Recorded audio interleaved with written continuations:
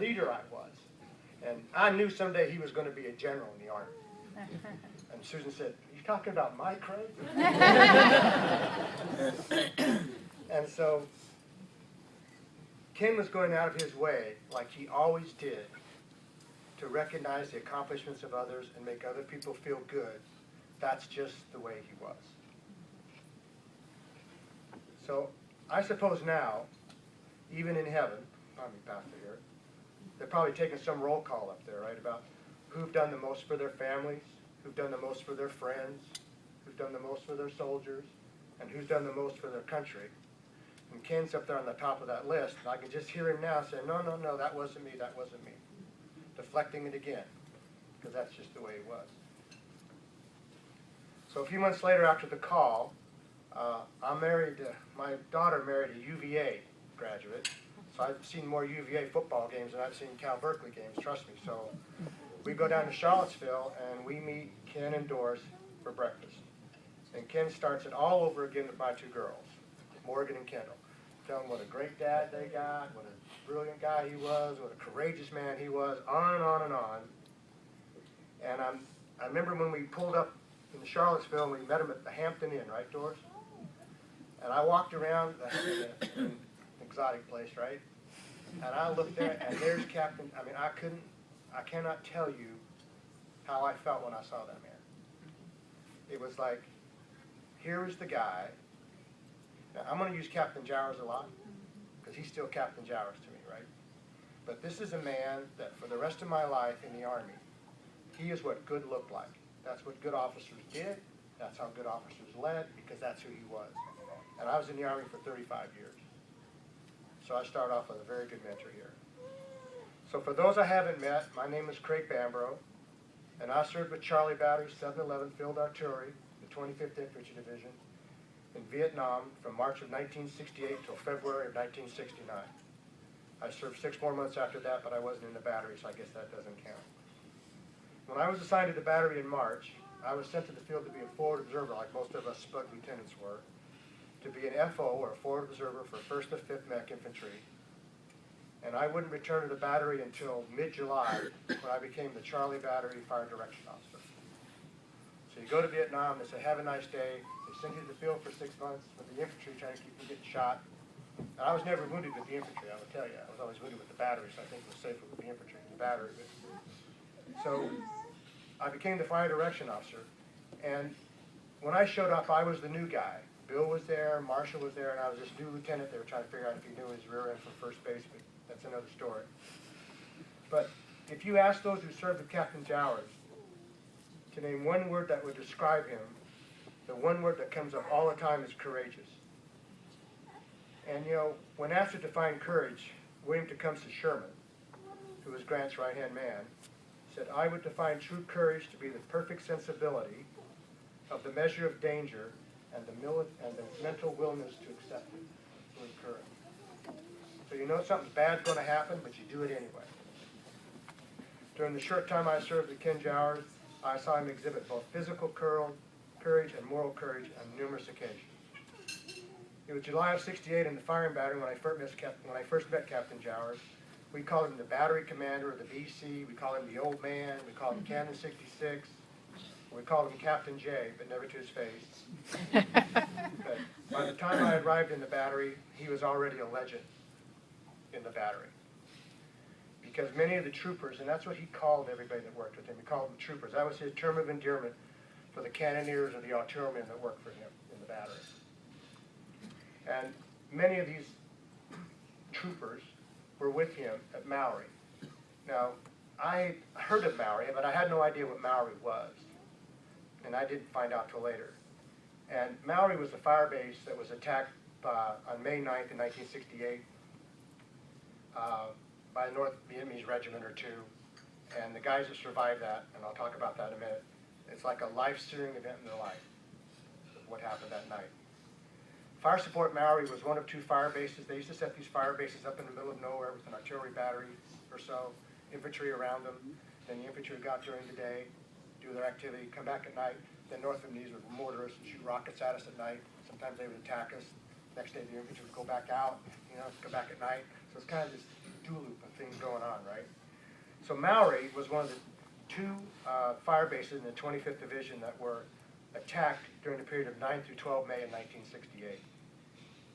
Maury was a big fire base. It had two 105 batteries, towed 105 batteries, Bravo battery and Charlie battery of 711. It had one 155 battery, which is these big SPs, sometimes they look like tanks with a big cannon on them, and 109s. It had one of those batteries, and it had a couple dusters, which were 40 millimeter guns assigned to them as well. And by all standards, Maury was a huge fire base, because typically it was one battery per fire base.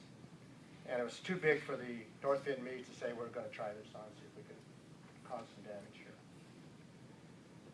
So, when I ask about Maury, I talked to the guys at the reunion we had a few years ago. Here's what they tell me. They said the first mortar started to land in Maury about 2 o'clock in the morning outside of Jowers' bunker. And the subsequent battle would go on for 3.5 hours. And the next 3.5 hours, it would take 3.5 hours, about 4:30 to 5:30 in the morning, before parts of the 4th and 23rd Infantry would come and try to relieve the fire base because these guys were under this assault.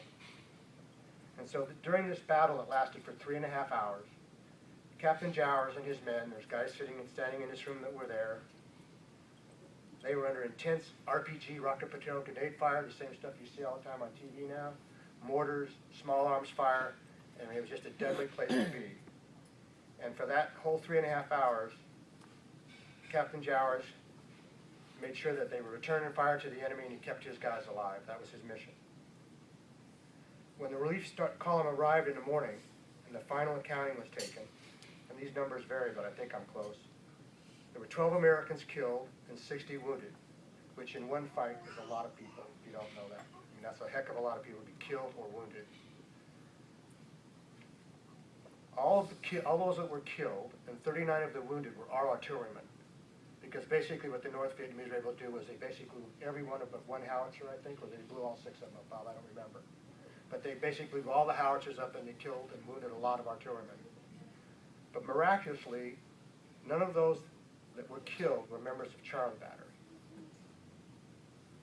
And when I talked to those who survived the attack on Firebase Maury, this is later on after I'm here now, they all commented how they felt that morning after the attack. They were both thankful and they were surprised to still be alive. It's like when the sun came up, it's like, pinch me, am I still alive? To a man, and I've talked to a lot of these guys, every one of them credit the courage and leadership of their battery commander. They still call him their battery commander, still Captain Jowers, right? Mm-hmm. For surviving that terrible night at Maury. And during the time I worked with Captain Jowers, when I was a lieutenant in the battery, we would meet from time to time, but he would never fail to tell me. He'd say, Lieutenant Bambro, always take care of your men, and always get to the guns when you hear the rounds going down.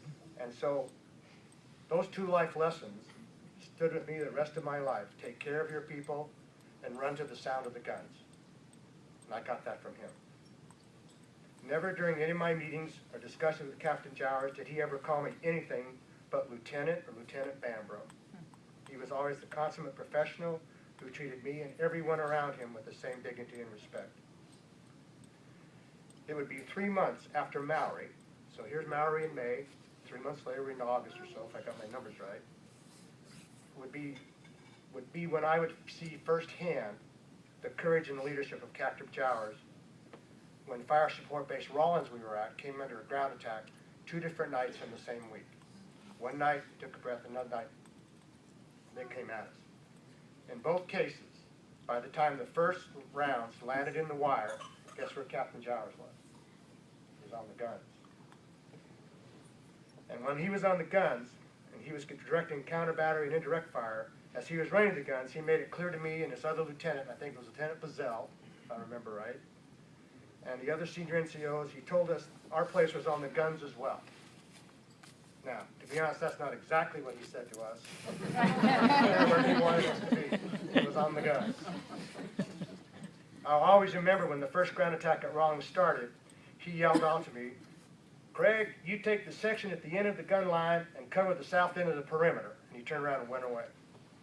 Nothing more, nothing less. He expecting nothing less from himself and the officers who served with him especially in the face of enemy fire. As I was running to the guns, at the end of the gun line, south end of the perimeter, I kept saying to myself, he called me by my first name. He called me by my first name. And I thought, why did he do it? Did he make that personal so I'd get the message? Well, I assure you I got the message. During the ground attacks on Rawlins, Captain Jowers never stopped. He was constantly moving from gun to gun, section to section, making sure everyone was straight, making sure everyone was all right. He made sure everybody knew where they were supposed to be. He knew what they were supposed to be doing. He was making sure the ammunition was being resupplied that we were firing back at. And during the 4-hour battle, he was everywhere. I mean, you can't picture this. It's just chaos, the most chaotic thing you can think of, right? RPGs firing through, machine guns firing through, things blowing up. And he's running around like he's running down on the campus of Florida State. And, you know, I looked over at him and I thought, if he's walking around and running around like that, it can't be that bad. Well, it was that bad, but with him doing that, you thought, well, it must be okay.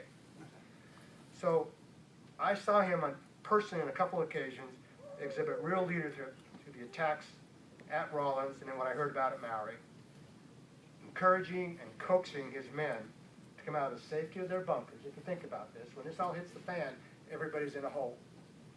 And the worst thing you can do is stay in there. You got to get out, get on the guns, and you got to fire back.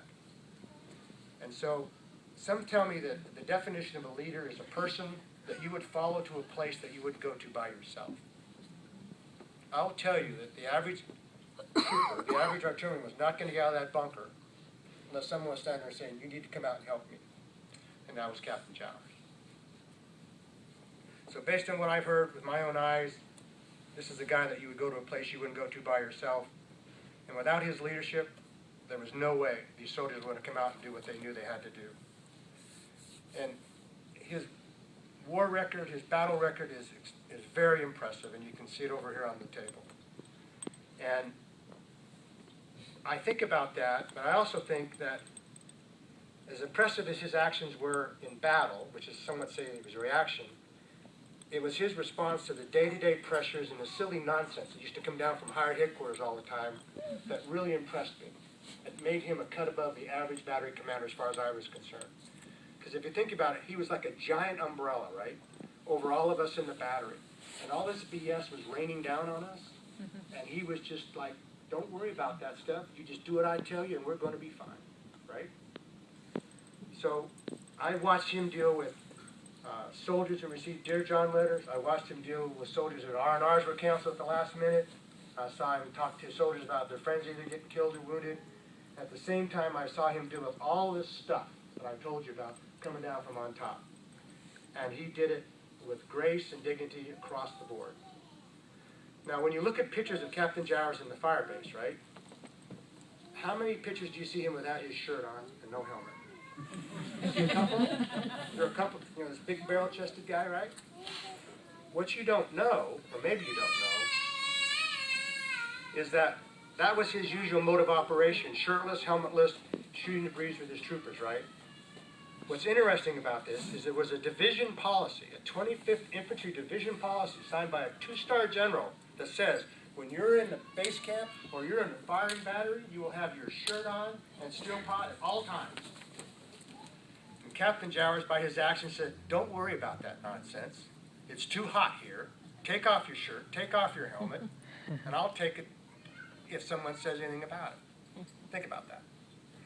So we would run around all day without our shirts, without our pots. And then they would tell us, the Devarty commander's coming. Division Artillery Commander, Colonel Fair. We'd go, oh. So the helicopter would come, and you'd see the helicopter come. It's a Huey, right? Flying around the perimeter. We're all scrambling like rats, trying to get our shirts on, trying to get our steel pots on, right? So that we're all dressed by the time Colonel Fair lands. So one day, when Colonel Fair comes, he flies over. I don't know if you were there then, Bill. He flies over our mess tent, and when a helicopter lands, it just blows anything you can imagine through. And so he just blew dust and crap through that mess tent like Hogan's goat, and blew half the mess tent down. And I'll tell you, before that guy had turned off the engine of that helicopter and the rotors were going down, he was already up on the skids of that helicopter, the window next to the pilot, the warrant officer, telling him if he ever landed that close to his mess tent again, he was going to kick his, you know what. He said, "You got that, Chief?" I said, "Roger, sir." So then he gets off the skids as cool as calm, and he turns around to Colonel Fair and says, "Colonel Fair, good afternoon. Welcome to Charlie Back." And I saw Fair look at that like, I'm just going to leave that one alone. So Fair comes in, and every time he came, he was there for a visit because, you know, he was going to make sure that we were doing everything right. So as they're walking back to the battery CP, Colonel Fair starts yakking about all of our deadline vehicles. He said, "You know," he said, "I'm very concerned about the large number of prime movers you have that are deadline, Captain Jowers. I mean, this is a full colonel, right? And you're a second lieutenant or first lieutenant, and here's this captain. And you saw that colonel, that Marine colonel today? He wasn't exactly like the captain, was he? You could just kind of tell they were different parts of the universe here." And so, the prime mover was a euphemism for a 2.5-ton truck, deuce and a half. That's what we hooked the howitzers to, pulled them along. That's what we loaded ammo in. That's what we hauled the guys in, hauled all of our junk in. And Colonel Fair said, "You know, I don't believe you can march order this battery, Captain Jowers, if I give you the order." March order means hook them up and get them out of the perimeter and go someplace else to fire, right? And I'll never forget this. Was his arms like this? His arms were crossed, looking at Fair just like this. And Fair's just eating him up, right? And we're all standing there watching, which is bad form, right? The colonel's chewing him out in front of his people. And so Ken waited till he got all done. And he said, "With all due respect, sir," he said, "that's a negative." He said, "You give me the order to march out of this battery, and I will have them out of here in 10 minutes. He said, "Now, I can't stop, but I can get them out of here."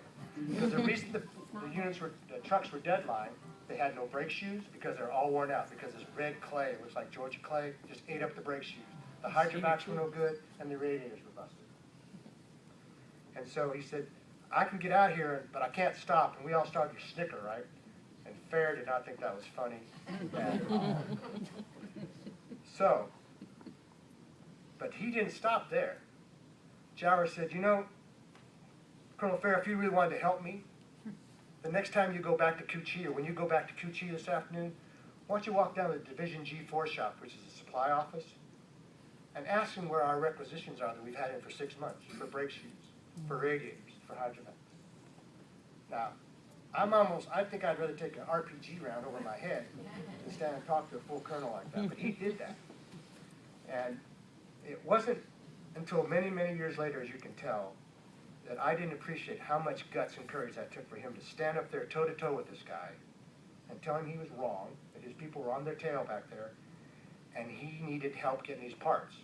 But he did it because that's just the way he was. So, you need to know we finally did get the brake shoes, we finally did get the radiators, and we finally got the hydrovacs. But we didn't get them from the Division G4. Captain Jowers took the cheap firing battery, 3 deuce-and-a-half trucks, full of captured enemy North Vietnamese weapons, and 3 SP packs. SP packs is a box we got about the size of this podium, with cigarettes, chewing gum, toothpaste, toothbrushes, you name it, right? They were $600 on the black market, one of these boxes were. So they put 3 boxes in, all these captured ammunition, all these captured weapons. They drove down to Long Binh by Saigon. I wasn't there, but the story I'm told is they pull up in front of this big long Quonset hut. They go inside. There's a guy in there with spit-shine shoes and starch fatigues. And he's jungle fatigues. And he said, "May I help you?" And he said, "We need some brake shoes and radiators and hydrovacs." And the sergeant apparently supposedly said, "Where's your requisition?" And the guy said, "Out here." So they walked her outside. They lifted the tarp back on the truck, and that sergeant immediately pulled the tarp back down and said, "Pull around back." And they filled those deuce-and-a-halves with hydrovacs, radiators, boots, poncho liners. And if you think about that, the stuff was there, but we couldn't get it.